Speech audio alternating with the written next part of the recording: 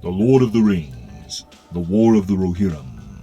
I saw it opening night with my brothers, and how best to describe how I felt walking out of the theater.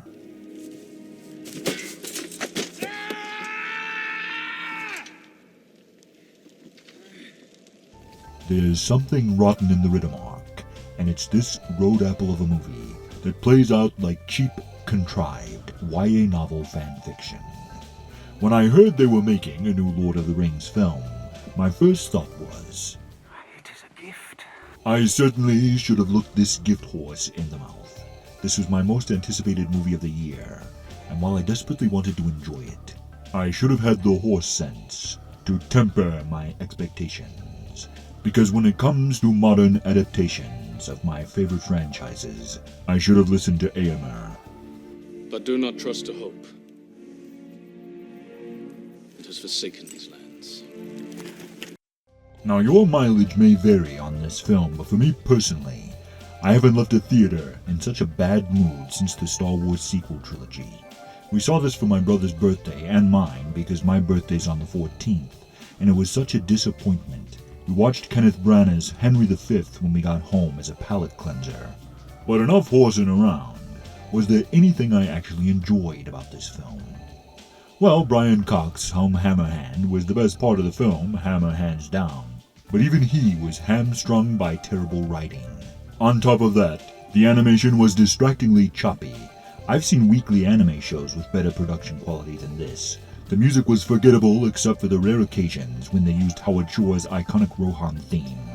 And the voice acting, with the exception of Brian Cox, vacillated between lifelessly monotone to overly emotional, melodramatic nonsense. While the YA-style writing and dialogue is clumsy as it is stupid, often resembling the vapid teenage musings of inspirational Tumblr posts, with characters spouting empty platitudes, attempting profundity, while saying nothing of any real substance. How did it come to this? Glad you asked, Aiden. Essentially, we got soloed. Remember how they said Lawrence Kasdan was writing Solo, a Star Wars story? But it turned out it was mostly his son that wrote it. The same thing happened here. When it was first announced, they said this film was about Helm Hammerhand, until it turned out it's about his daughter instead.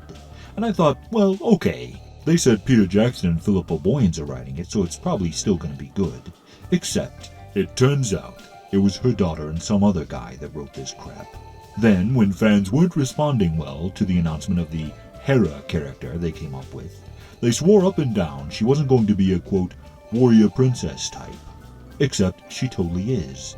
She's the fastest rider in the kingdom, effortlessly defeats the villain, and even has a wimpy brother who sits around all day playing a harp, writing songs about how amazing she is. They also said the main antagonist was the best and most complex villain they ever wrote for the entire Lord of the Rings saga. Except, he's the most pathetic villain I've seen in years. MCU villains are better than this guy.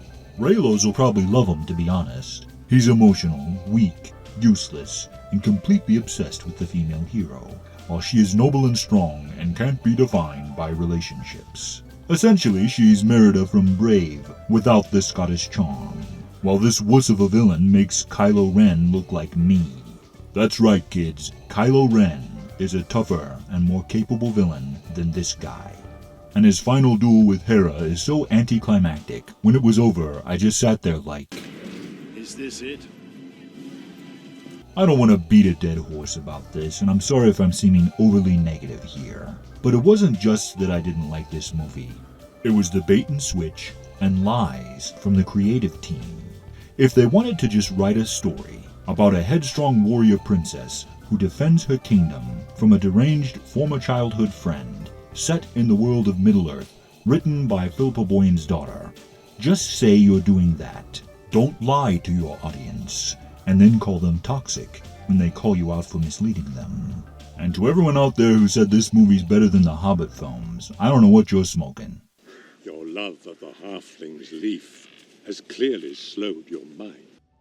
I don't do this very often because I don't want to seem like I'm telling people what to do with their time and their money. Because you may really love this film, But if you watch my channel and tend to agree with my tastes in terms of storytelling, don't waste your time with this. Frankly, this would have been a massive disappointment as a streaming movie, so the fact that it's a theatrical film makes it even worse. And with Christmas just around the corner, my advice is, don't waste your time or money. And if you want to see a Siege of Helm's Deep, just watch The Two Towers instead.